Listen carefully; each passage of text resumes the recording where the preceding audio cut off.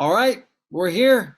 Jeff Marples, top agent in San Francisco, also partner with Marker Luxury Properties.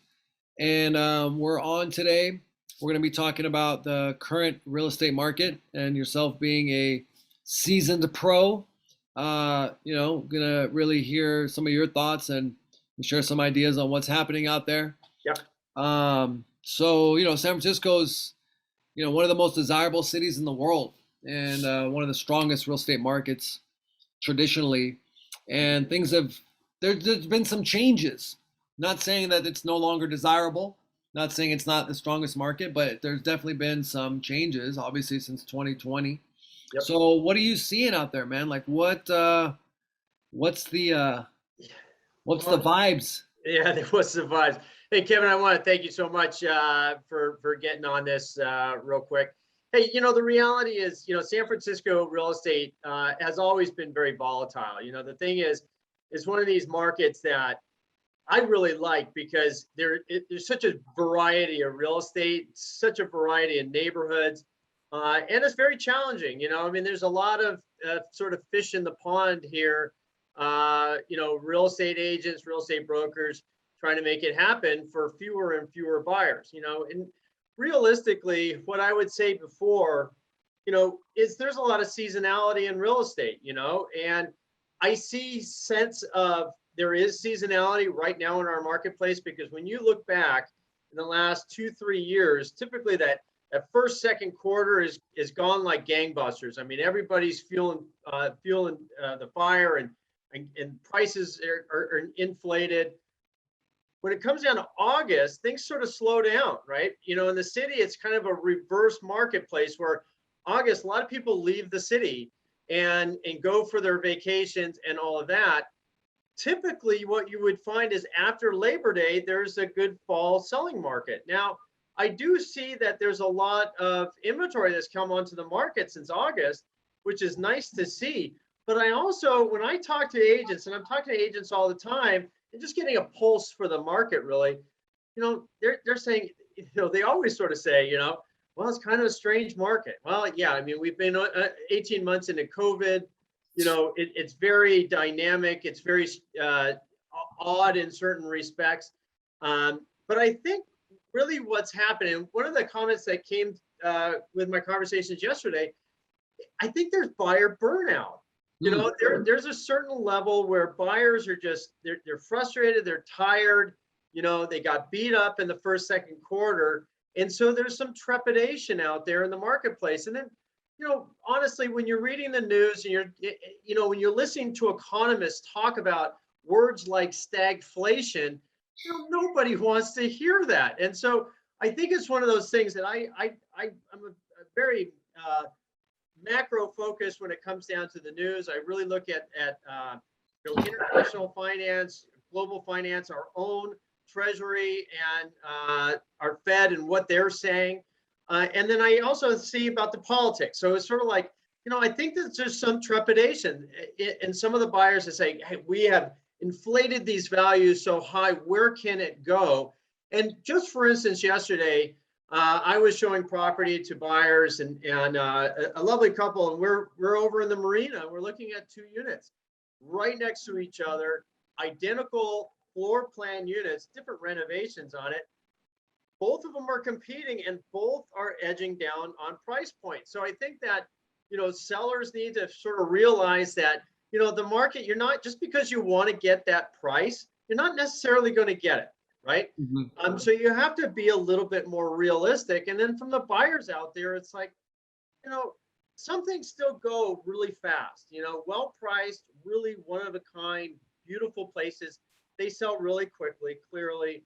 But if the house is, not on the best street, or there's something about it, maybe it's just overpriced, it's going to sit on the market for a little bit. And from working with a lot of buyers, you look at the tax records and see what you can do to edge that and push that price down. So, I think people just have to get a little bit more realistic. We are not in the first and second quarter.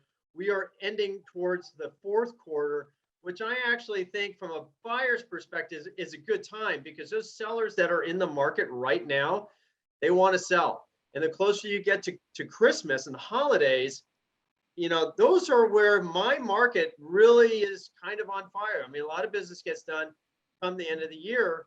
And then, typically like the last 3 years, 4 years, first quarter right out of the gate, it goes really hard. So I think there's just right now, there's this trepidation out there. And I think it could be just the news cycle that is permeating everybody. And I think a little bit people are tired. But on the flip side, interest rates are going to go up.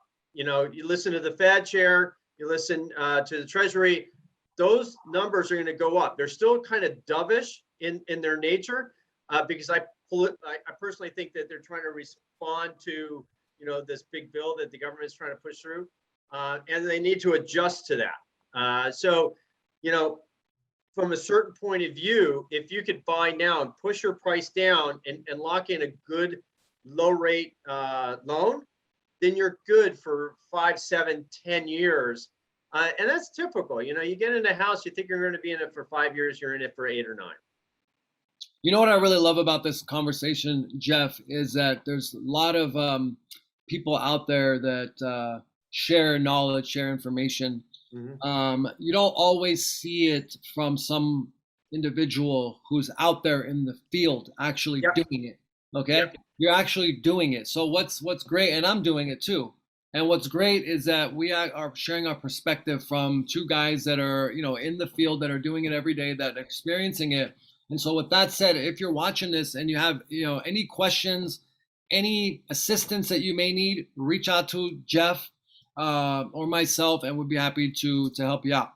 Now, with that said, I saw a report that was put out, I believe, by Fannie Mae. It was I remember it being very credible, and you can Google this.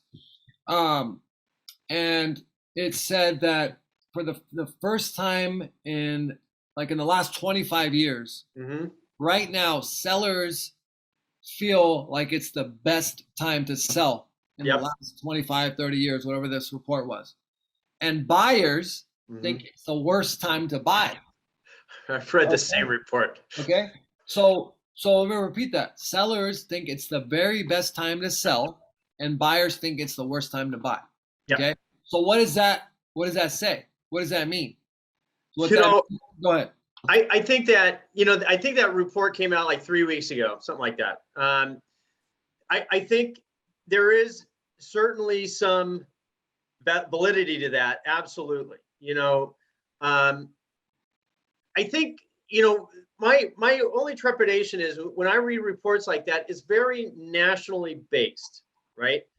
And yes, I do believe that, from a seller's perspective, yeah, it comes down to if you are pricing your property right and it shows the way that my listings show, it's going to sell, and there's going to get multiple buyers in the door, so to speak, right? From a buyer's point of view, I think it comes down to for the San Francisco market, I'll tell you, right before the election last year, I felt that market was probably the best market, where it was the most balanced market in San Francisco that I've seen in a long time, in the sense that, the buyers that are in the marketplace, they're getting good deals. Sellers in the marketplace are still selling their property at good values. And I think right before the election was one of these periods where I felt like there was a lot of balance in the market. And ever since then, that first, second quarter, it shifted right back to the seller side. And quite honestly, that's typical of San Francisco. Now, that's also San Francisco in general, because remember, San Francisco is, we've got about 100 different neighborhoods alone in the city. We've got single family homes, condos, TICs, co-ops. They're all a little bit different. Everybody, especially those that are looking at units, view those type of ownerships a little bit differently. And then when you look at markets like South Beach, where you have a lot of the big newer construction condo complexes, that is probably the slowest part of the marketplace. And I say that simply because, and I think it's growing. Clearly, the traffic count, and there are transactions taking place over there. And it wasn't as dire as it was right before the election. I think there is a more momentum building in that market. Clearly, as you drive down there, there's more people on the streets. But I also think that, companies are going to be a big part of that rebound. And the longer companies and the big financiers of buildings like Salesforce Tower, where they need to incentivize corporations to get back into those workspaces. Until then, it's just going to be a slow go, in markets like South Beach, as opposed to old school San Francisco neighborhoods, Russian Hill, Pacific Heights, Cal Hollow Marina, for instance. Those areas are still, at a certain point, we're talking about San Francisco real estate. San Francisco is easily a top 10 global city. And then when people have the opportunity to live in these areas, it's kind of a once in a lifetime sort of dream for people to live in Pacific Heights, right? So I think that, the market keeps turning every single day. I think as we go a little bit closer and closer, certain markets are going to keep on picking up. But right now, I think we're just in a little bit of a lull. But overall, those national magazines or national articles, I think they're a good benchmark. I don't know if they always necessarily fit into our box that is San Francisco. Right. I totally agree. I totally agree with that. And with that said, it's because San Francisco is such a unique place, and especially with the dynamic environment that we're experiencing now, and really always with the city, it's so important. Really, I think even now more than ever, to work with a professional who will be there for you, to walk you through, to help you, whether you're buying or selling, so you can either maximize the opportunity in one of these beautiful neighborhoods like Cow Hollow and Russian Hill, or take advantage of something in maybe downtown, or if you're as a seller downtown. I mean, it's so important to work with somebody who's going to be there for you to help you navigate through this this time. I think when it comes down to it, I did an estimate years ago about how many real estate agents are actually licensed agents in the city. And I equated it to like one in every block. There is at least one agent. I mean, as ridiculous as it is.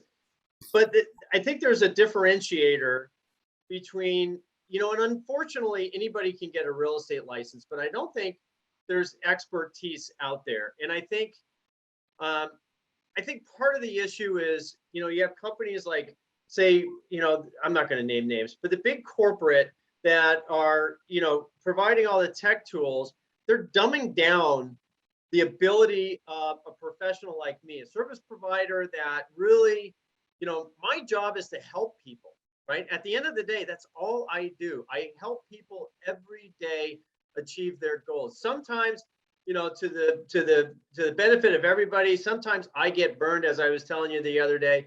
But we're still every day we're fighting to help people, and that's sort of I would say sort of the moral compass that I have in my own life. I mean, I'm not a taker, I'm a giver, and I want to be able to provide really good information. And it really does come down to a certain level of trust. I have been selling real estate in San Francisco for 22 years, and I know my game, and I know the people involved. I know how to do transactions. I think that there are a lot of people that don't pick up the phone, don't email people back, that are kind of slack in the way they present themselves. And perfect example, I was showing at one of my listings to a Redfin agent, and with that technology, you get a somebody that's making an inquiry. They set up an appointment. You don't know who you're dealing with, and the agent that presented himself, I mean, I'm looking good. I've got my blue blazer on. I got a crisp white shirt. I know I'm presenting professionally. And I'm looking at the other agent going, you don't know really anything you're talking about, and you got a backpack on, and I'm just, so I think my message is, you could have anybody represent you, and it's hard to differentiate those people that are going to be responsive to you. Pick up the phone, get those answers, those questions answered to you right away, and make things happen. One of my mottos is, I make magic happen. And, that's the thing. I put my time in and I grind it out. And, my happy clients, some of them, I mean, they shower me with accolades. You know, I mean, it's one of these things. Especially I have one client. He's bought me 4 watches. I mean, we have a relationship that has gone not. We're friends now. He's a business owner in Sacramento. Great guy. I mean, one of the nicest guys. And you know, we're sort of in this watch subculture, and sure enough, Nice. What kind of watches? I mean, I don't even know. It's crazy. I appreciate. I mean, seriously. Nice. But I think that's one of those things that when you are in a position where you're really helping people, people realize that. Yeah. Yeah. And, So you know, I build these relationships that I carry with me for a long time. So, you know, it's a people business, and you got to be a people person to be in this business, and you got to be able to be responsive and just have that moral compass where you're going to do whatever you can to do right by people. yeah, yeah, that sounds great. I couldn't agree with you more on that. And so with that, I think that's a good place to end it. I think it's a good place to wrap up. Again, if anybody has any questions or thoughts, you know, reach out to me or Jeff with Marker Luxury in San Francisco. Absolutely. And we'll be doing more of these. I think we'll just work out the technical situation, Yeah. and then yeah. So once again, thanks everybody. Thanks, Jeff. Hey, And, Kevin, I appreciate it as always, right? yep, and we'll talk soon, guys. Thank you. All right, brother. All right.